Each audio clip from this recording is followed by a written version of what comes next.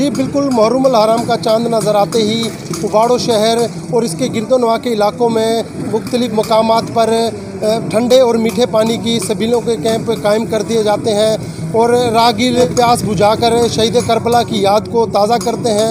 मैं इस वक्त उबाड़ो लांगो रोड पर मौजूद हूँ। यहाँ भी एक ठंडे और मीठे पानी की सबील कायम की गई है। इस वक्त हमारे साथ कैंप पर एक शख्स मौजूद है, इनसे बात करते हैं मज़ीद इस हवाले से इनका क्या कहना है। बिस्मिल्लाहिर्रहमानिर्रहीम।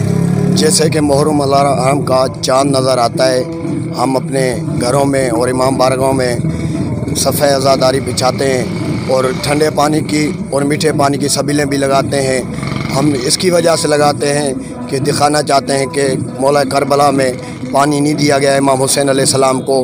हमारी यही ख्वाहिश होती है कि हम सबीलें लगाकर दुनिया को पैगाम देते हैं, मीठा पानी और सादा पानी और नंगर न्याज और रज़ादारी इमाम हुसैन अलैहिस्सलाम की करते हैं और इंशाअल्लाह ताला ज़िंदगी हुई करते रहेंगे, ताहयात करते आए हैं और करते रहेंगे। इंतज़ामिया की मेहरबानी है और जो हमारे साथ ताउन भी करती है और उबाड़ो शहर में, पूरे उबाड़ो शहर में हमारी पानी की सबीलें और नंगर न्याज का इंतज़ाम भी किया जाता है।